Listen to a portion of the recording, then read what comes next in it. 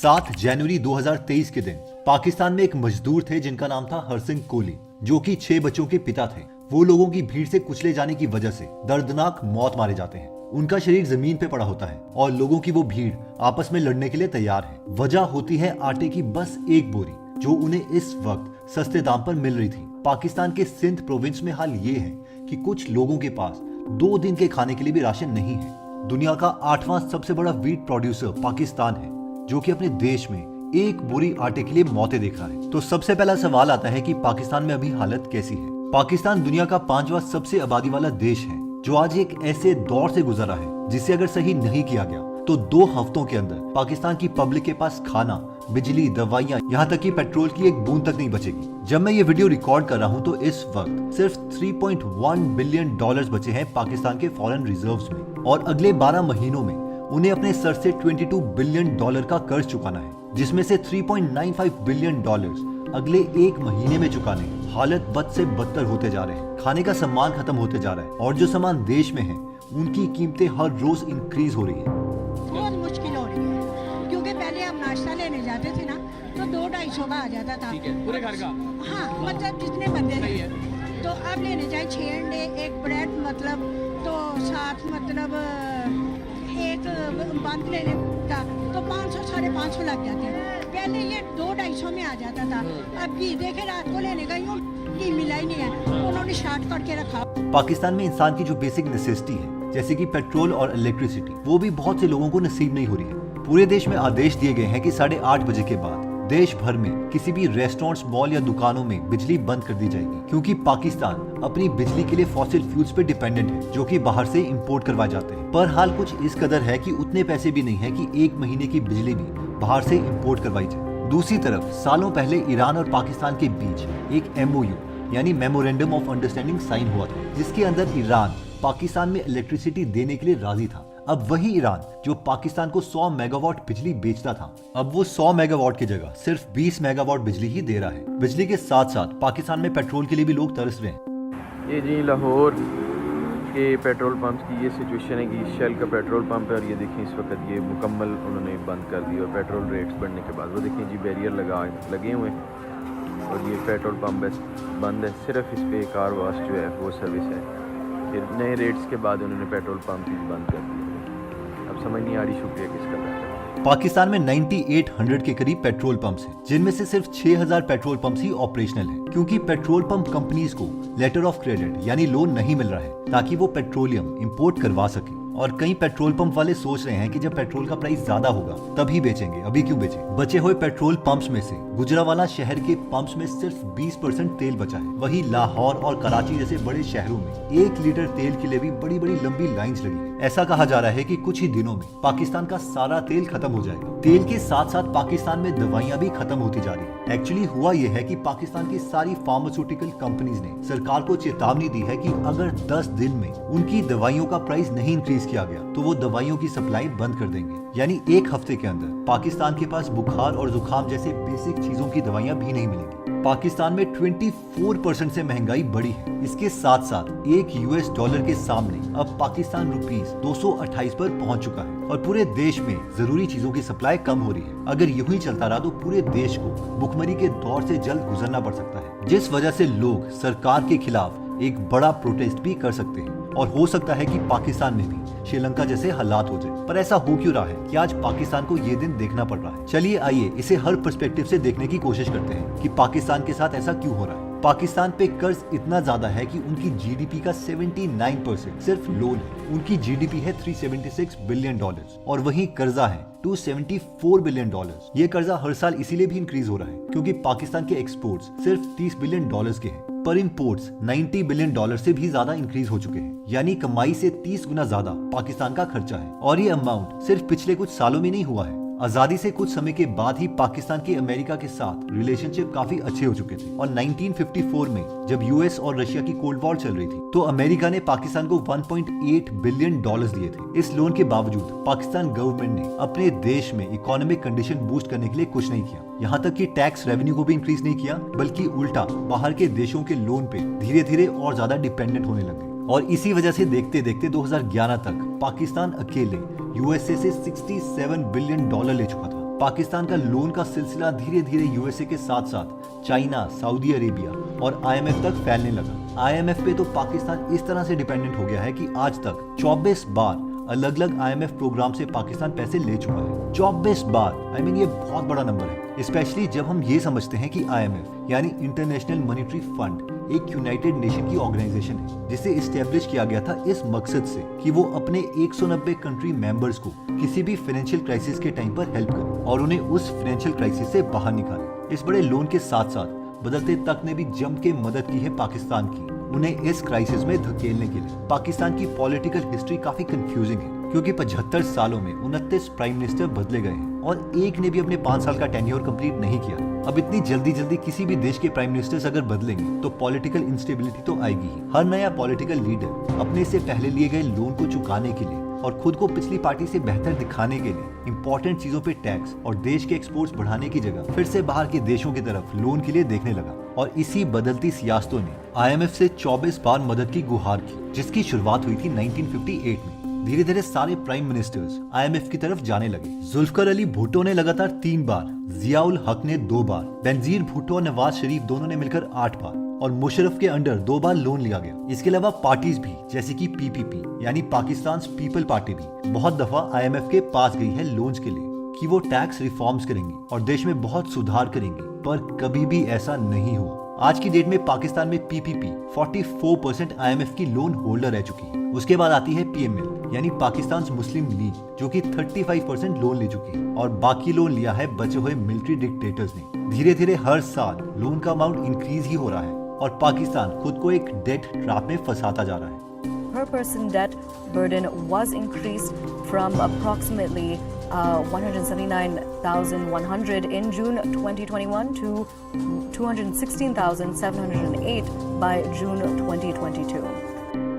पाकिस्तान के आज तक के 29 में से 18 प्राइम मिनिस्टर को अपनी पावर से हटाया गया है, जिसमें से मैक्सिमम टाइम प्राइम मिनिस्टर को हटाने के बाद मिलिट्री ने वहां खुद रूल किया है, जिसकी वजह से वहां पर मिलिट्री की पावर ऑलमोस्ट प्राइम मिनिस्टर की पावर के बराबर है। और इस पावरफुल मिलिट्री में एक चीज और भी ज्यादा स्ट्रॉन्ग है और वो है करप्शन। पिछले कुछ सालों में जहां पाकिस्तान की महंगाई बढ़ते जा रही है और पाकिस्तानी रुपये की कीमत इंटरनेशनल मार्केट में गिरती जा रही है और वहीं दूसरी तरफ पाकिस्तान आर्मी के रिटायर्ड ऑफिसर और इवन उनके फैमिली मेंबर्स तक बिलियनर बन चुके हैं। एक पाकिस्तानी वेबसाइट फैक्ट फोकस ने जिसने अपने एक आर्टिकल में बताया है कि पाकिस्तानी आर्मी चीफ रह चुके जनरल बाजवा अपने टेन्योर के दौरान ही बिलियनर बन चुके थे और उनकी वाइफ आयशा अमजद, जिनके पास 2016 में खुद का कमाया हुआ 1 रुपया भी नहीं था, वो 2022 तक 2.2 बिलियन पाकिस्तानी रुपीस की मालकिन बन चुकी थी। पर सवाल ये आता है कि आखिर ये हो कैसे रहा है। पाकिस्तान की डिफेंस एनालिस्ट आयशा सिद्दीकी अपनी किताब इनसाइड पाकिस्तान मिलिट्री इकोनॉमी में बताती है कि पाकिस्तानी आर्मी देश की 12% जमीन ओन करती है और इसमें से 2/3 जनरल और ब्रिगेडियर्स के हाथों में है। पाकिस्तानी न्यूज़पेपर डॉन की रिपोर्ट लस्ट फॉर लैंड में बताया गया है कि कैसे म्युनिसिपल अथॉरिटीज ने जो 30 एकड़ जमीन स्कूल पावर जनरेशन के लिए अलॉट की थी वो आर्मी ने अपने कब्जे में ले ली। और ये कोई अकेला इंसिडेंट नहीं है। पिछले साल ही 2022 में पाकिस्तानी आर्मी ने 8000 एकड़ जमीन पर कब्जा करके उस पर गोल्फ कोर्स बना लिया, जो कि एक नेशनल पार्क की जमीन थी जिस पर अभी भी केस चल रहा है, पर रिजल्ट कुछ नहीं आया। पाकिस्तानी आर्मी को ऐसा करने से कोई नहीं रोक सकता क्योंकि पाकिस्तान में मिलिट्री सिर्फ डिफेंस ही नहीं बिजनेस भी करती है। वो पाकिस्तान में 50 से ज्यादा कमर्शियल एंटिटीज चलाती है, फिर चाहे वो गैस प्लांट हो, सीमेंट कंपनीज हो, हॉस्पिटल्स हो या पिज्जा चेन्स ही क्यों ना हो। और इस वजह से जब पूरा देश इकोनॉमिकली डूबना शुरू हो चुका है तब भी वहाँ के मिलिट्री ऑफिशियल्स और उनके फैमिली मेंबर्स बिलियनर बनते जा रहे हैं। पर वहाँ पर सिर्फ मिलिट्री लीडर्स ही करप्ट नहीं है। जितने भी प्राइम मिनिस्टर्स चेंज हुए उनमें से किसी भी प्राइम मिनिस्टर की नजर उनकी पब्लिक की भलाई पर नहीं पड़ी। For example first lady prime minister of Pakistan Benazir Bhutto ने फाइनेंस मिनिस्ट्री भी संभाली थी और उन्होंने सबसे पहले अपने हस्बैंड आसिफ अली जरदारी को इन्वेस्टमेंट मिनिस्टर बना दिया, जिनको सिर्फ बेनजीर भुट्टो को ही रिपोर्ट देनी थी। और धीरे धीरे पावर प्लांट प्रोजेक्ट से लेके डिफेंस कॉन्ट्रैक्ट्स तक हर जगह जरदारी अपना फायदा देखने लगे। ये कपल धीरे धीरे एक $50 मिलियन के घर में रहने लगा जो 110 एकड़ पे फैला हुआ था। और इसके बाद तो इनकी प्रॉपर्टीज की लिस्ट रुकी ही नहीं। एक तरफ देश के लिए लोन पे लोन आईएमएफ से लिए जा रहे थे, वहीं दूसरी तरफ ओवरसीज और पाकिस्तान में हर जगह मिला के $1.5 बिलियन से भी ज्यादा देश के पैसों से खुद को एक ऐशो आराम की जिंदगी दी जा रही है। You proved it. Yes, they took a lot of money out of the system and was lying outside the country. They have never declared this income or wealth in their income tax or wealth tax returns. They never declared it with Election Commission, and they never declared anything to the masses as well. इन सारी चीजों के साथ साथ जिस एक चीज ने पाकिस्तान की इकोनॉमी को एक बड़ा झटका दिया वो थे इनके नेचुरल डिजास्टर्स। 2022 में पाकिस्तान ने एक भयानक बाढ़ देखी जिसमें 1700 से भी ज्यादा मौतें हुई और इनके साथ साथ $30 बिलियन से भी ज्यादा नुकसान इस देश को झेलना पड़ा। ऑलरेडी एक इकोनॉमिक क्राइसिस तो चल ही रहे थे, उसके साथ ये चीज, इससे हालात और बदतर हो गए। इन सारी दिक्कतों की वजह से आज हालात ये है कि हर जगह बस नुकसान दिख रहा है। लोन घट नहीं रहा, खाने के सामान इंपोर्ट नहीं हो पा रहे, ईरान ने भी अपनी तरफ से बिजली काट दी है, पेट्रोल देश में खत्म होने वाला है। तो सवाल ये आता है कि ऐसे में पाकिस्तान अपने आप को कैसे बचाए, वो ऐसा क्या कदम ले जिससे वो बच सके।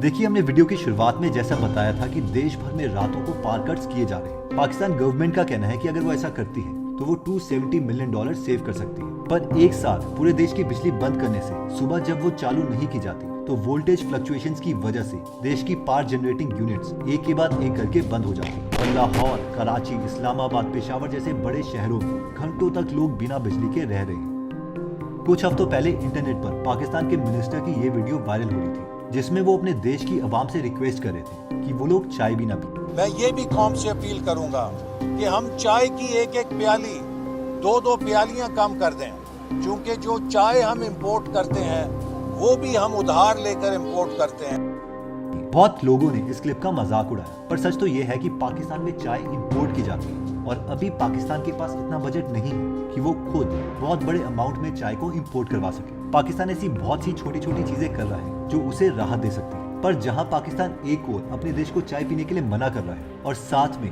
देश के खाने से लेकर दवाइयों तक के 85,000 कंटेनर्स पोर्ट में फंसे हुए हैं, वहीं दूसरी ओर पाकिस्तान ने 2200 लग्जरी कार्स जिनकी कीमत $मिलियन में है उन्हें क्लीन चिट दी अपने देश में इंपोर्ट करवाने के लिए। पहले काफी स्ट्रेंज है कि जहां पर एक देश कर्ज में डूबा हुआ है और जिनके पास 2 हफ्तों से भी ज्यादा का खाना नहीं है, वो देश लग्जरी कार्स इंपोर्ट करवा रहा है जिनकी कीमत करोड़ों में है। और वहीं दूसरी ओर पाकिस्तान को ईरान ने भी एक बड़ा झटका दिया है। फरवरी की शुरुआत में ईरान ने पाकिस्तान को चेतावनी दी थी कि उनकी और पाकिस्तान के बीच जो गैस पाइपलाइन प्रोजेक्ट था, अगर 2024 तक वो पाकिस्तान के एंड से खत्म नहीं हुआ तो वो पाकिस्तान के ऊपर $18 बिलियन की पेनल्टी लगा देंगे, जो कि एक बहुत बड़ा अमाउंट है। और ये अमाउंट काफी है इस सिचुएशन को और खराब करने के लिए। प्रेजेंट की बात करें तो पाकिस्तान अभी IMF से $1.1 बिलियन का लोन मांग रहा है, जो इमरान खान के दौरान $6.5 बिलियन के बेल आउट प्रोग्राम में से मांगा जा रहा है। बेल आउट एक टर्म दिया गया है ऐसे फाइनेंशियल सपोर्ट को जो एक देश को मिलता है जब वो अपने इकोनॉमिकल क्राइसिस से गुजरी होती है। ये bail out loans cash, stock या बॉन्ड्स में से किसी भी फॉर्म में हो सकते हैं। ये देशों के साथ साथ बहुत सी बड़ी कंपनीज में भी दिया जा सकता है उन्हें बैंकरप्सी से बचाने के लिए। अब अगर हम बात करें IMF की, तो उन्होंने पाकिस्तान के लोन के लिए हाँ तो कहा है, पर कुछ शर्तों के बाद, जिसमें से एक शर्त है कि जो उनके मिलिट्री के ग्रेड 17 के ऊपर वाले ऑफिसर्स हैं उनकी सारी जानकारी IMF को देनी पड़ेगी, जैसे कि उनकी अर्निंग्स कितनी है, बैंक बैलेंस, टैक्स से रिलेटेड, ये सारी इंफॉर्मेशन। IMF जाहिर सी बात है ये करप्शन की जानकारी के लिए ले रहा है। अब ये सब कुछ पाकिस्तान के ऊपर है। अगर वो ये शर्त मान जाते हैं तो उन्हें $1.1 बिलियन का लोन मिल सकता है IMF से। वहीं दूसरी तरफ इस दौरान पाकिस्तान अपने पुराने साथी सऊदी अरेबिया के पास भी गया है मदद मांगने के लिए। जो देश पहले पाकिस्तान को $1 बिलियन दे रहा था, अब वो उन्हें $10 बिलियन भी देने के लिए तैयार है एज एन इन्वेस्टमेंट मनी। और इसके साथ साथ ये भी कहा जा रहा है कि वो पाकिस्तान सेंट्रल बैंक को $5 बिलियन तक का लोन डिपॉजिट दे सकती है। पर इस अमाउंट के बावजूद भी पाकिस्तान उस डेट से बाहर नहीं आ सकता। तो सवाल ये है कि पाकिस्तान के साथ आखिर होगा क्या वो भी श्रीलंका बन सकता है? तो इसका जवाब है नहीं। हालांकि पाकिस्तान अपनी पूरी हिस्ट्री में अभी सबसे सीवियर क्राइसिस में है, but story will not end here.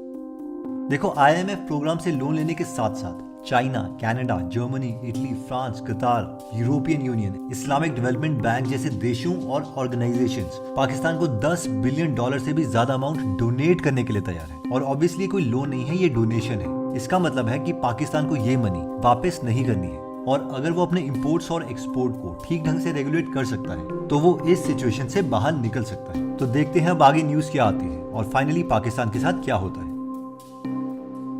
See, there is a beautiful book called India After Gandhi by Ramachandra Guha, जिसमें इंडिया की हिस्ट्री के बारे में बताया गया है कि गांधी जी की डेथ के बाद क्या हुआ। तो अगर आप इस बुक की डिटेल समरी हिंदी में सुनना चाहते हैं तो आप गूगल एप्लीकेशन डाउनलोड कर सकते हैं। जहां पर 1200 से ज्यादा बुक समरीज अवेलेबल है, जिन्हें आप पढ़ भी सकते हैं और सुन भी सकते हैं। और अभी इसमें ऑफर भी चल रहा है 365 रुपीज का पर ईयर, यानी ₹1 पर डे के हिसाब से, जिसे लेने पर हम आपको डिजिटल मार्केटिंग कॉपीराइटिंग कोर्स भी फ्री में देंगे, जिसे 2500 लोगों ने 5 स्टार रेटिंग दी। और ये एक वीडियो है जो हमें लगता है कि आपको बहुत पसंद आएगी। जय हिंद। ओके, तो इस वीडियो को कम्प्लीटली बनाने के बाद हमें पता चला है कि पाकिस्तान IMF की डील को एक्सेप्ट नहीं कर रहा है। इवन पाकिस्तान के प्रधानमंत्री ने ये तक कह दिया है कि IMF की शर्तें बियॉन्ड इमेजिनेशन है, यानी कल्पना से भी परे है। अब देखते हैं कि आगे पाकिस्तान नेक्स्ट स्टेप क्या लेता है।